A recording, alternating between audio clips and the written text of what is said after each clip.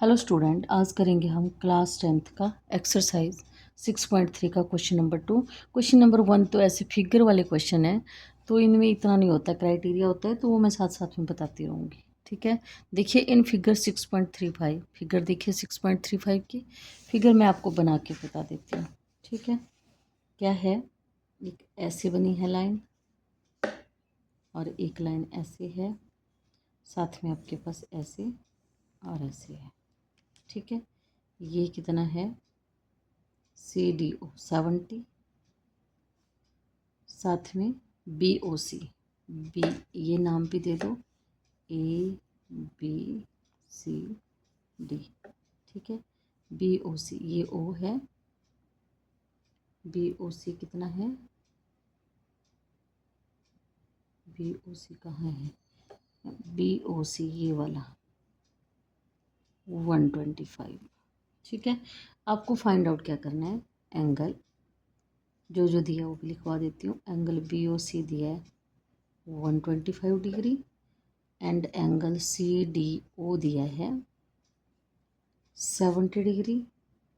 Find angle DOC and angle DCO and angle OAB।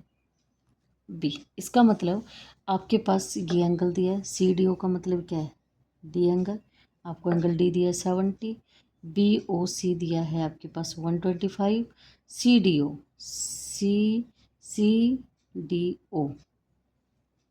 आपको क्या क्या फाइंड आउट करना है। एक तो एंगल आपको ये फाइंड आउट करना है, DOC ये O है। ठीक है, और आपको ये फाइंड आउट करना है DCO, ये भी फाइंड आउट, और साथ में ये भी फाइंड आउट करना है। ठीक है, अगर आपको थोड़ी सी याद हो, अब थोड़ा सा कुछ करें, मैं आपको कुछ पीछे वाली क्लासेस का बताऊं, 8th क्लास में अगर, या ना 8th क्लास में आपने पढ़ा हो, जैसे कि अब मान लीजिए दो पैरेलल साइड्स हैं, यहाँ पे कोई साइड्स इसको कट करती है, इसको क्या बोलते होते थे, ट्रांसवर्सल लाइन। और मान लीजिए ये P है, ये Q है, तो P is parallel to Q, ये दोनों पैरेलल हैं और एक लाइन कट कर रही है, L ले लो चाहे इसको, ट्रांसवर्सल लाइन है। अब यहाँ क्या होता था, अगर एक लाइन कट करती है तो यहाँ पे ये वाला एंगल, मान लीजिए ये और ये एंगल 1, इसको एंगल 2 ले लो, angle 1 equal to angle 2 equal हो जाते थे, क्यों, वर्टिकल अपोजिट एंगल। अभी आपको थोड़ा सा मैं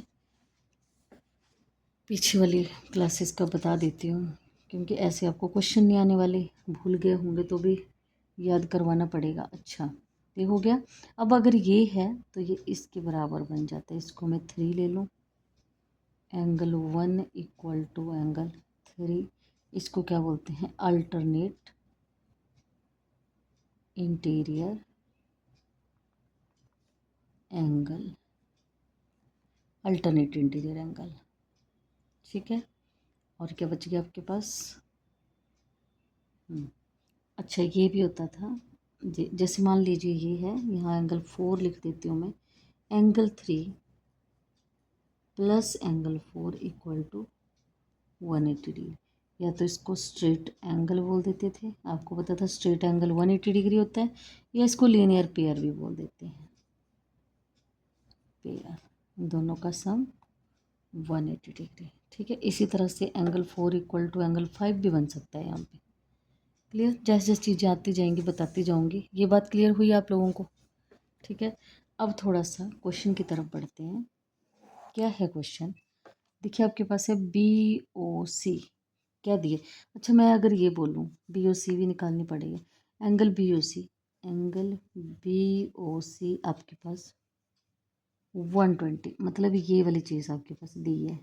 ठीक है, तो मैं ये चीज़ निकाल लूँ, मुझे ये चीज़, देखो ध्यान से देखो, ये वाली क्या लग रही है, ये वाली चीज़, मान लीजिए यहाँ कोई साइड होती तो ये वाली चीज़ बन रही है, ये तो ये एक लीनियर पेयर नहीं बन रही है, स्ट्रेट लाइन नहीं बन रही है, स्ट्रेट एंगल बोल लो।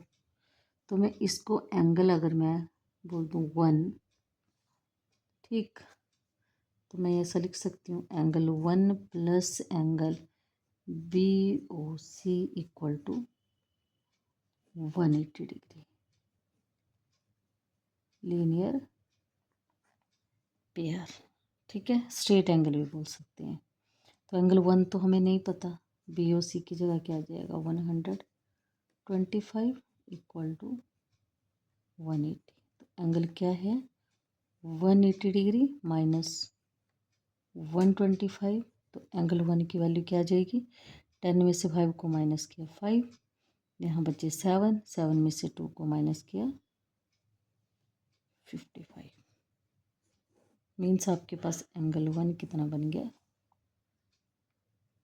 ये कितना बन गया 55। ये एंगल 55 हो गया। इसी तरह से एंगल DOC, अब आपसे DOC भी पूछा हुआ है ना, DOC, यस ये DOC। तो एंगल 1 देखिए, अब थोड़ा सा angle 1 plus angle DOC equal to नहीं, angle 1 equal to angle DOC। क्यों, ये देखो क्यों बना था ये देखिए पीछे वाला, ये 1 और 2 क्या बोला था मैंने, वर्टिकल अपोजिट एंगल। ठीक है, तो यहाँ पे क्या बन जाएगा, ये वर्टिकल अपोजिट एंगल, ऐसे लिख देते हैं इनको शॉर्ट फॉर्म में, वर्टिकल अपोजिट एंगल। ठीक है, अब आपको एंगल DOC लग गया पता, एंगल DOC इक्वल टू 55 है।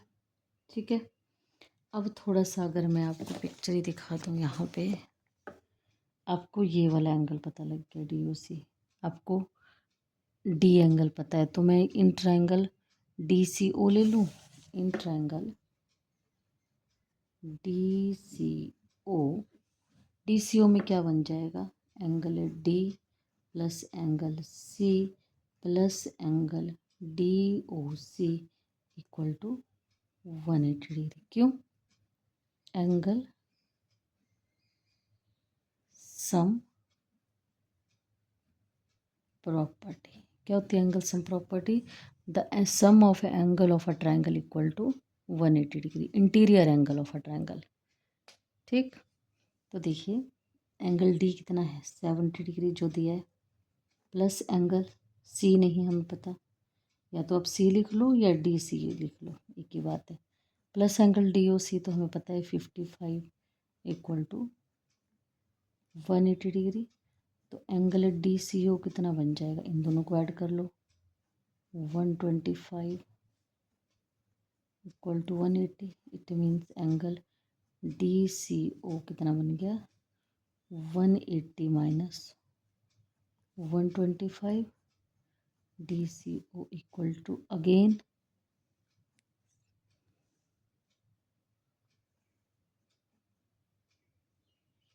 55, लोग यूँ 55।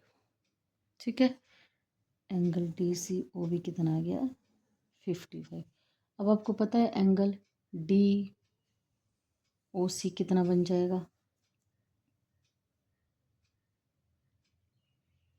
गलत तो नहीं कर दिया मैंने कुछ, ना तो नहीं चाहिए गलत,